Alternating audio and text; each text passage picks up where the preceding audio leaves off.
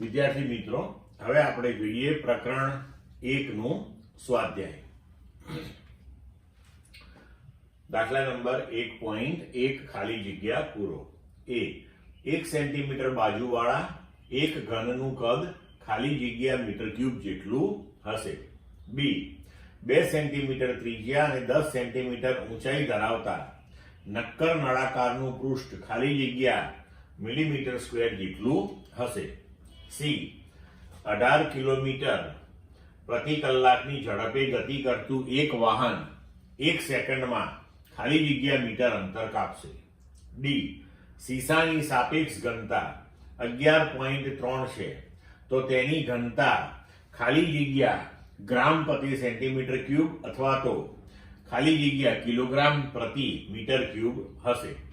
હવે જોઈએ આપણે કે પ્રશ્ન એ 1 સેન્ટીમીટર બાજુવાળા એક ઘનનું કદ ખાલી જગ્યા મીટર ક્યુબ જેટલું હશે.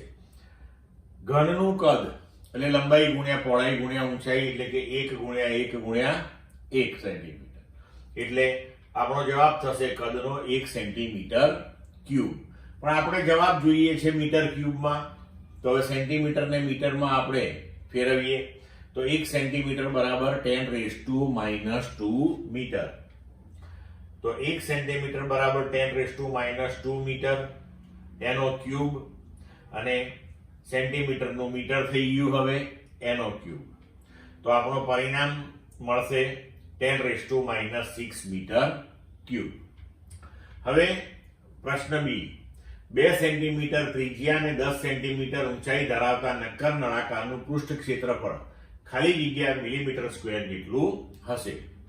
તો હવે અહીંયા જુઓ, ત્રિજ્યા તમને 2 સેન્ટીમીટર આપી છે, આપણે પરિણામ મિલીમીટરમાં જોઈએ છે, તો એને આપણે મિલીમીટરમાં લખીએ તો 2 સેન્ટીમીટર એટલે 20 મિલીમીટર.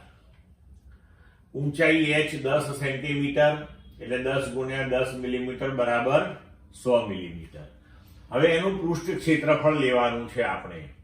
તો નળાકારની સપાટીનું ક્ષેત્રફળ, તો નળાકાર આપણે લઈએ તો એને ઉપરની અને નીચેની વર્તુળાકાર સપાટીઓ હશે અને બાજુની આખી વક્ર સપાટી હશે. તો એનું ક્ષેત્રફળ થશે ઉપરની વક્ર ગોળ સપાટી πr², પછી નળાકારની વક્ર સપાટી 2πrh, અને તળિયાનું જે વર્તુળાકાર સપાટી છે એનું ક્ષેત્રફળ πr². એટલે આ આપણું કુલ ક્ષેત્રફળ થઈ ગયું. હવે πr² વત્તા πr² એટલે 2πr² વત્તા 2πrh.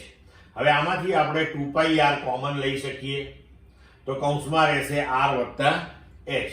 હવે આપણે બધા મૂલ્યો મૂકી દઈએ. 2π એટલે 3.14, r 20, r 20 અને h 100. હવે આ બધા જ મૂલ્યો આપણે મિલીમીટરમાં મૂકેલા છે, એટલે આપણું ક્ષેત્રફળ પરિણામ આવશે 1.5 મિલીમીટર સ્ક્વેર. ક્લિયર?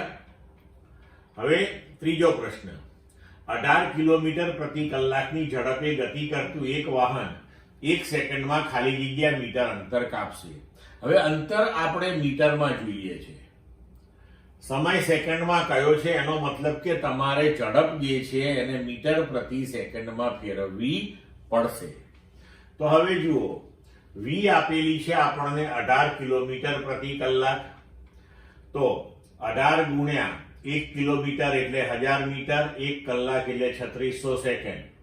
તો 1000 ભાગ્યા 3600, તમે ડાયરેક્ટ પણ યાદ રાખી શકો કે કિલોમીટર પ્રતિ કલાકને મીટર પ્રતિ સેકન્ડમાં ફેરવવું હોય તો 5/18 થી તમારે મલ્ટીપ્લાય કરી દેવાનું, કારણ કે આને તમે 5/18 પણ લખી શકો છો. તો આપણે ઝડપ થઈ ગઈ 5 મીટર પ્રતિ સેકન્ડ. હવે 1 સેકન્ડમાં વાહને કાપેલું અંતર, તો અંતર બરાબર ઝડપ ગુણ્યા સમય. ઝડપ 5 મીટર પર સેકન્ડ, સમય 1 સેકન્ડ, એટલે આપણો જવાબ આવ્યો 5 મીટર. હવે ડી સાપેક્ષ ઘનતા 11.3 છે, તો તેની ઘનતા ખાલી જગ્યા ગ્રામ પ્રતિ સેન્ટીમીટર ક્યુબ અથવા ખાલી જગ્યા કિલોગ્રામ પ્રતિ મીટર ક્યુબ હશે. હવે દ્રવ્યની સાપેક્ષ ઘનતા, તો એની પહેલા વ્યાખ્યા જોઈએ કે કોઈ પણ દ્રવ્યની સાપેક્ષ ઘનતા એટલે કે દ્રવ્યની ઘનતા ભાગ્યા પાણીની ઘનતા. તો હવે દ્રવ્યની ઘનતા જો આપણે શોધવી હોય તો દ્રવ્યની ઘનતા બરાબર દ્રવ્યની સાપેક્ષ ઘનતા એને ગુણ્યા પાણીની ઘનતા. તો સીસાની ઘનતા બરાબર સીસાની સાપેક્ષ ઘનતા ગુણ્યા પાણીની ઘનતા થશે.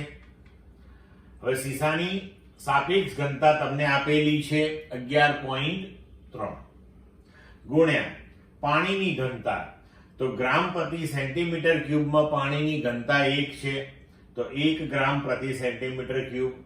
તો આપણો જવાબ આવશે 11.3 ગ્રામ પ્રતિ સેન્ટીમીટર ક્યુબ. હવે 11.3 આ ગ્રામને તમે કિલોગ્રામમાં ફેરવો એટલે 10⁻³ ભાગ્યા સેન્ટીમીટર ક્યુબ છે, તો સેન્ટીમીટરને મીટરમાં એટલે 10⁻², અને એનો ક્યુબ, તો આપણો જવાબ મળશે કિલોગ્રામ પ્રતિ મીટર ક્યુબમાં. 11.3 હવે અહીંયા 10⁻³ થશે, નીચે 10⁻²⁻3 એટલે 10⁻6 થશે. એ 10⁻6 ને આપણે ઉપર લઈ જઈશું એટલે પ્લસ થશે. અહીંયા મિત્રો 10⁻6 કરી નાખજો, અહીંયા મિસ્ટેક થયેલી છે લખવામાં. તો સીસાની ઘનતા 11.3 ગુણ્યા 10⁻3 કિલોગ્રામ પ્રતિ મીટર ક્યુબ થશે. ક્લિયર?